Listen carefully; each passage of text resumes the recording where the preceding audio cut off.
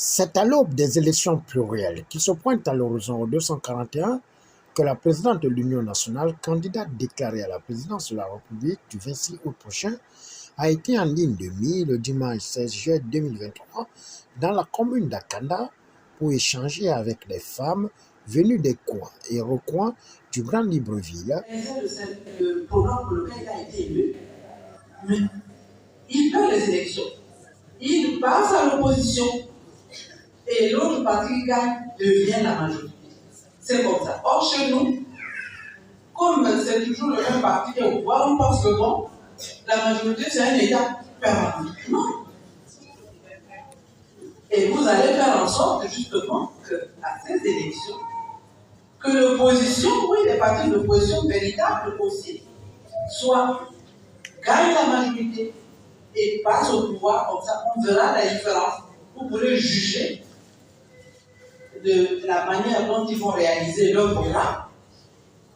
Parce que c'est ça la démocratie. Quand nous parlons d'alternance, ça veut dire que celui qui n'a pas rempli son contrat avec le peuple, parce que quand nous venons vous voir, on décline un programme. Mais si après on remplit pas ce programme, vous êtes en droit de dire pour toi, maintenant, mets-toi le côté, je vais d'abord voter pour celui qui me propose un programme plus intéressant pour ma vie et celle de mes enfants. Et c'est normal. Et à ce moment-là, si celui-là gagne, ben, si ce parti-là gagne ou ces partis-là gagnent, ils deviennent les partis de la majorité. Et ceux qui étaient au pouvoir vont dans l'opposition. C'est tout simplement cela. Et nous restons tous des Gabonais. Vous êtes ici des Gabonais, jeunes, moins jeunes, peut-être certainement âge. Et vous savez que quand j'ai eu à servir la République au PDG, j'étais moi. Je suis resté moi. Simplement à un moment donné, le PDG a pris une direction que je n'ai pas acceptée. Et puis, je suis passé à l'opposition. Et donc, ça se passe entre les Gabonais. Et il s'agit de notre pays. Et que chaque fois, nous devons mettre au centre le Gabon. Le Gabon rêvé par nos pères fondateurs. Le Gabon du travail, de la justice et de la concorde. Et non pas considérer que, bon, une fois qu'on a l'opposition, on est marginalisé, on devient le diable en personne. Mais non. Mais non. Et même dans les familles, on ne peut plus se dire bonjour. Comme c'était contagieux. Mais non. Donc, oui, il faut introduire la politique dans les programmes, bien expliquer ces notions pour que les enfants qui grandissent dans les pays de liberté, oui, ils sont informés, ils sont éduqués à ces notions-là, parce que ce sont ces notions qui vont gérer leur vie tout le temps.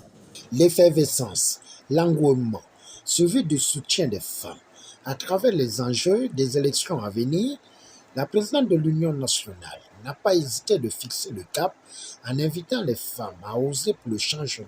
Investissons, on vous investit en tant que démocrate.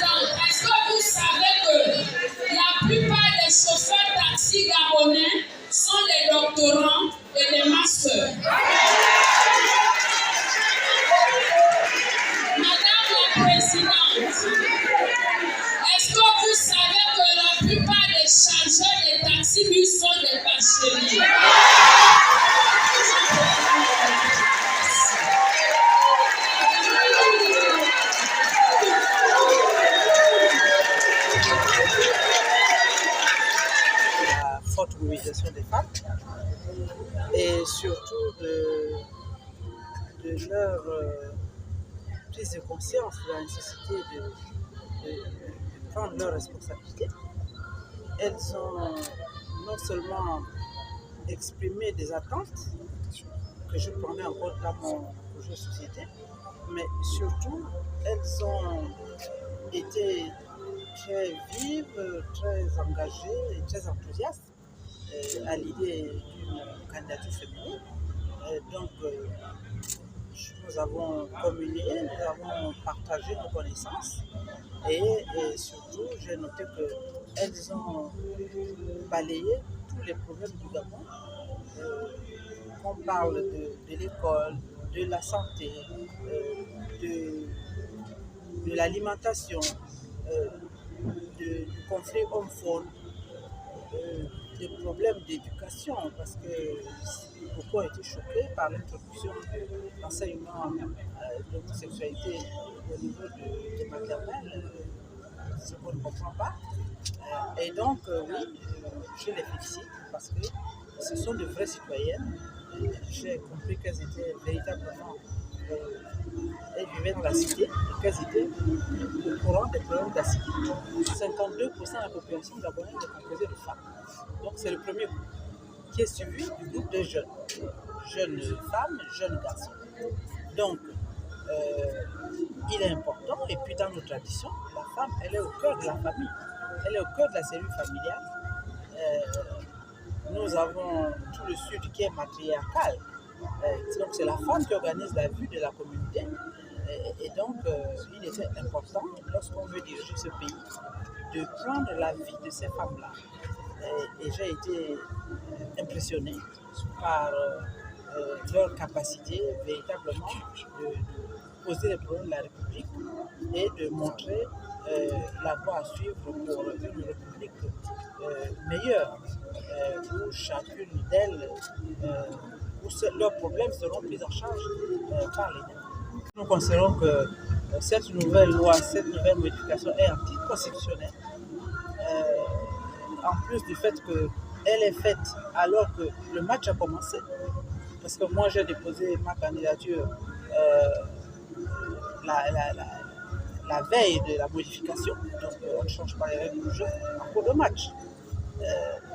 Et puis, il n'est pas normal, un candidat, on est candidat tout seul, c'est individuel, la candidature est individuelle à la présidence de la République. Donc, on paye seul sa caution,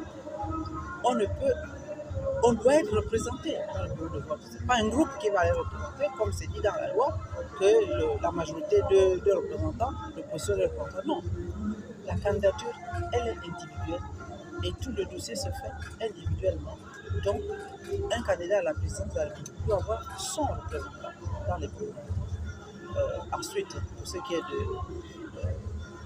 de l'enveloppe à coller qui a été supprimée, ça c'est un recul démocratique. Cette enveloppe a été le fruit d'une concertation de toutes les forces vives de la nation en 2002. Nous ne comprenons pas, ça n'a pas posé le problème, bien au contraire, ça a clarifié les choses. Nous ne comprenons pas qu'on revienne là-dessus à la veille de l'élection. Donc ce sont principalement ces deux aspects que nous dénonçons et pour lesquels nous avons déposé dès demain une requête à la Cour constitutionnelle. Nous notons que les témoignages et les allocutions dans une salle qui a refusé du monde, dans une ambiance festive, sans distinction de bord politique, classe sociale, suivi des prestations d'artistes, ont fait tomber le rideau de cette rencontre inédite entre la présidente Paulette Nsabo de l'Union nationale, femme d'action et humanitaire, autour des femmes qui ont été galvanisées et redynamisées.